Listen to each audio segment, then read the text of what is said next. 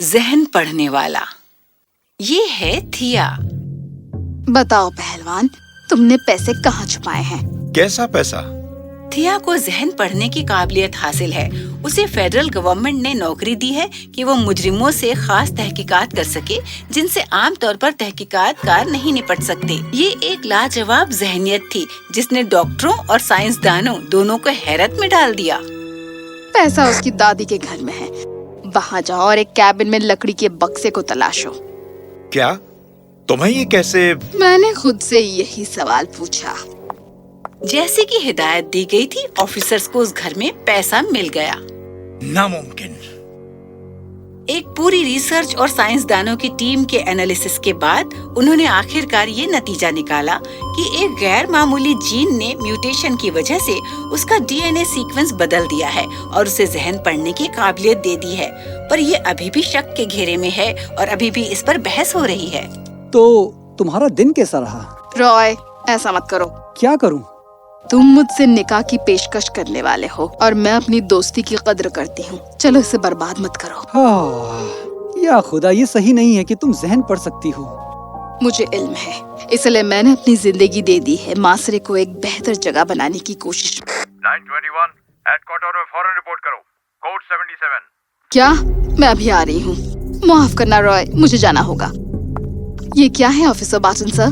पिछले 1 महीने से एक नया मुजरिम उभरा है। एक ऐसा मुजरिम जिसके जैसा कोई नहीं। वो स्मार्ट है, दानिशमंद है और बहुत ही शातिर है। हम उसे पकड़ने में नाकाम हैं। उसने क्या किया है? उसने क्या नहीं किया तुम्हें ये पूछना चाहिए। अगर शुरू से बताऊं तो उसने स्टेट जनरल बैंक का कैश वॉल्ट खाली कर दिया। उसने इसे इतने शातिराना अंदाज में किया कि बैंक भी इस डकैती से बेखबर था। उन्हें तब तक नहीं पता चला जब तक वो दिन के अंत में वॉल्ट में पैसा जमा कराने नहीं गए। अगला, उसने बदनाम माइकल लॉरेंस की पेंटिंग चुरा ली एक इवेंट से जिसमें 100 लोग हाजिर थे। उसने ये कैसे किया ये कोई नहीं जानता। और अभी और किस्से हैं। ये हम उसे चमेलियन का नाम दे रहे हैं। एक पार्टी में एक छोटे बच्चे ने उसे देखा बालकनी से खिसककर बाहर निकलते हुए। हमने उसकी मदद इस्तेमाल की और ये ट्रेस किया है। बहुत दिलचस्प है। नहीं, दिलचस्प ये है कि उसने अपनी अगली डकैती के लिए एक क्लू छोड़ दिया है। क्या? हाँ, हमारे एजेंटों ने 1 घंटे पहले इसे डिकोड किया है। इस दौरान जब हम गुफ्तगू कर रहे हैं वो मलिका का ताज चुराने वाला है। क्या हमें वहाँ मौजूद नहीं होना चाहिए? हमारे ऑफिसर हाई अलर्ट पर हैं। इस मर्तबा हम उसे पकड़ लेंगे और जब हम ऐसा कर लेंगे तो तुम्हें उससे सारी इंफॉर्मेशन निकालनी होगी। Copy that. चलो देखते हैं कि यह आदमी कितना स्मार्ट है। अल्फा टू चार्ली, यहाँ सब क्लियर है। ओवर। ब्रावो टू चार्ली, यहाँ सब क्लियर है। ओवर। डेल्टा टू चार्ली, यहाँ सब क्लियर है। Over. Charlie to all team, activating laser barrier. अब देखते हैं कि वो कहां से आएगा।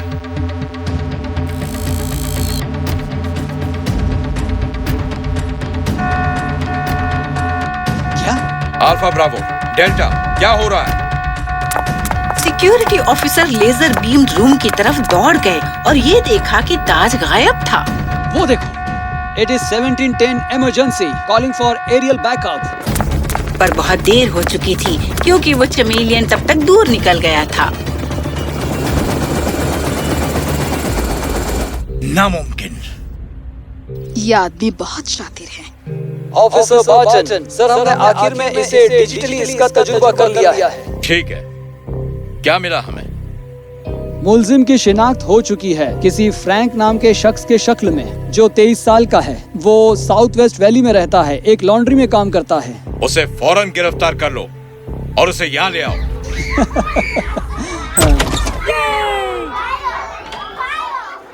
तुम कितने रहमदिल इंसान हो फ्रैंक। शुक्रिया मिस बेटी, मैं कोशिश कर रहा हूँ। ये बच्चे काफी दुख उठा चुके हैं और मैं इस बात का ख्याल रखूंगा कि आगे कभी ऐसा ना हो। ये लीजिए, रख लीजिए। इतनी बड़ी खैरात। वक्त आ गया है कि उन्हें मुकम्मल तालीम हासिल हो। मैं अगले महीने वापस आऊंगा। अपने हाथ हवा में ऊपर उठाओ जहां हम उसे देख सकें। ये क्या हो रहा है? तुम्हें खामोश रहने का हक है।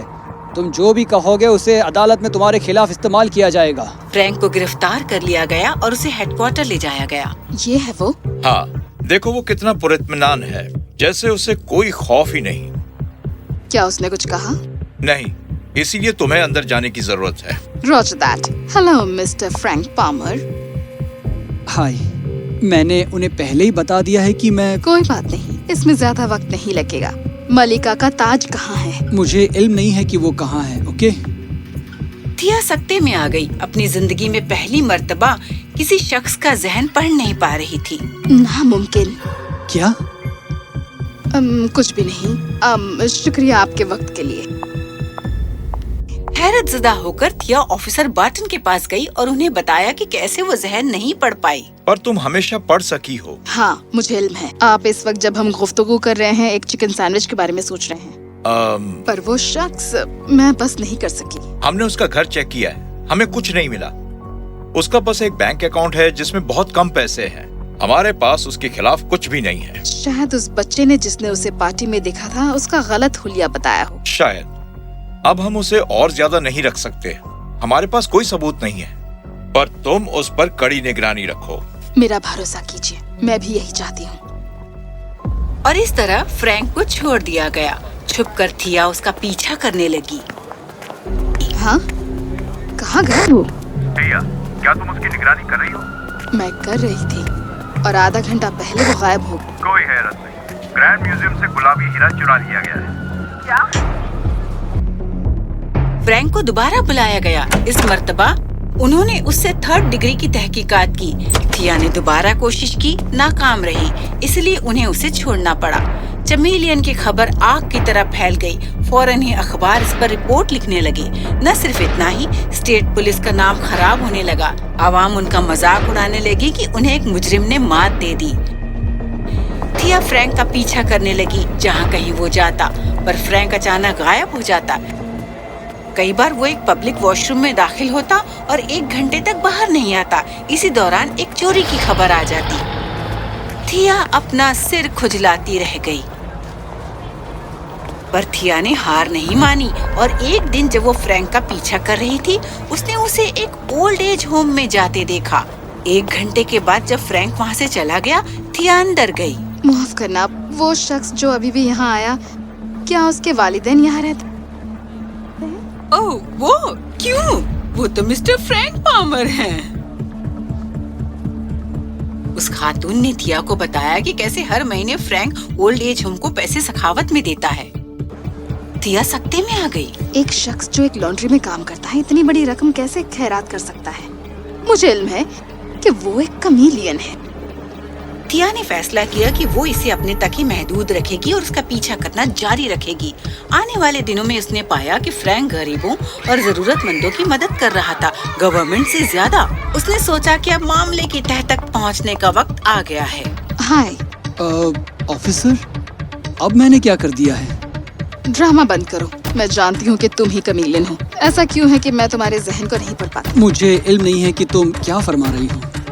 और यकीनन फिर उन पैसों के बारे में समझाओ जो तुम खैरात में दे रहे हो। मुझे मुआफ करना, मैं तुम्हें नहीं बता सकता। तुम इसका इंतखाब नहीं कर सकते फ्रैंक। हमारे पास तुम्हारे खैरात के सबूत हैं। मेरा भरोसा करो, तुम लंबे वक्त के लिए अंदर जाओगे। सच्चाई बयां करो और मैं तुम्हारी मदद कर सकती हूँ। सजा किसके लिए? मैंने तो कोई जुर्म नहीं किया है।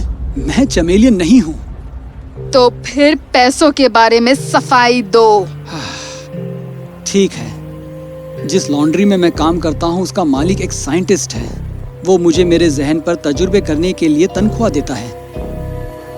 अब फ्रैंक, पहले इसमें थोड़ा दर्द होगा, फिर तुम एक गहरी नींद में सो जाओगे। फिर मैं अपने टेस्ट करूंगा। जब ये हो जाएगा तो तुम जाग जाओगे। शुरू करें? हाँ।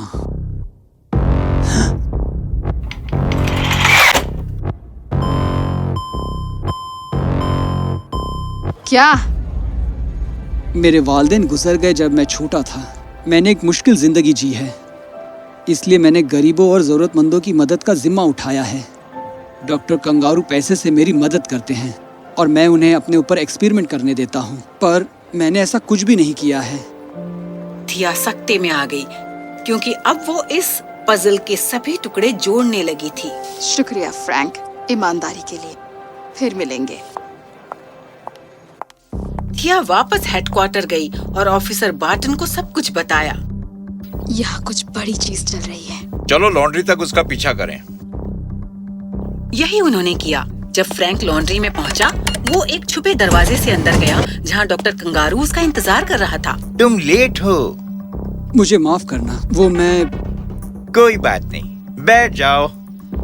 फ्रैंक बैठ गया। डॉक्टर उसके सिर पर हेलमेट डालने ही वाला था कि दरवाजा धड़ाम से खुला।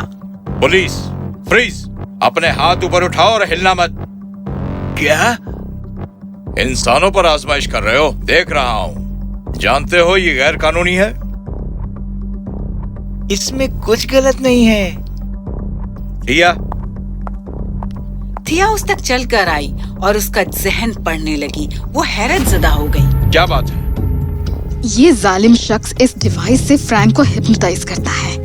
इसमें इलेक्ट्रॉन्स है जो न्यूरोमस्कुलर सिग्नल्स पकड़ते हैं और उन्हें डोप्ड करता है और फ्रैंक से वो करवाता है जो वो चाहता है और उसकी सेंसेस को आर्टिफिशियल तरीके से बढ़ा देता है और इस तरह वो उसकी काबिलियत को और गहरा बनाता है। फिर फ्रैंक उसकी हिदायतों को मानता है और जब सब कुछ हो जाता है तो डकैती पूरी हो जाती है। वो वापस आ जाता है और फिर से बैठ जाता है। डॉक्टर उससे वो चीज ले लेता है और उसे अलग अलमारी के पीछे रख देता है। फिर वो फ्रैंक को अपने हिप्नोटिज्म से आजाद कर देता है, पर ये उससे पहले नहीं होता जब तक कि वो पूरी वारदात को मिटा न डाले जो तब हुई थी जब वो हिप्नोटाइज हुआ था। हाँ, तुम ऐसा महसूस करते हो कि तुम इस पूरे वक्त यहाँ थे, पर असलियत में उसने तुम्हें अपनी डकैती के लिए एक प्यादे की तरह इस्तेमाल यकीन नहीं होता। और इसीलिए मैं तुम्हारा जहन कभी नहीं पढ़ पाई क्योंकि इसकी कोई याददाश्त वहाँ नहीं थी। नामुमकिन, तुमने कैसे किया? हम जेल में तुम्हें सब कुछ समझाएंगे। आओ। और इस तरह जालिम डॉक्टर कंगारू गिरफ्तार हुआ और उसकी लैब तबाह कर दी गई। फ्रैंक को बेगुनाह करार दिया गया और सरकार ने उसके सामने पुलिस ऑफिसर बनने की पेशकश रखी, उसकी जरूरतमंदों और गरीबों की तरफ हमदर्दी के एवज में। बहुत से तरीके हैं माशरे में मदद करने के लिए कानूनी तरीके से, और आपके लिए वक्त आ गया है ये दिखाने का। आपका बहुत बहुत शुक्रिया। और पहली मर्तबा थिया उसका जहन पढ़ पाई। वो मुझे पसंद करता है। क्या? अब कुछ नहीं, साथ में कॉफी पीने चलोगे? फ्रैंक और थिया बहुत अच्छे दोस्त बन गए और एक दूसरे से मोहब्बत करने लगे। मिलकर उन्होंने जुर्म से लड़ाई की, चमेलियन और माइंड रीडर की जोड़ी बनकर, एक एक दिन करके माशरे को बेहतर बनाने के लिए।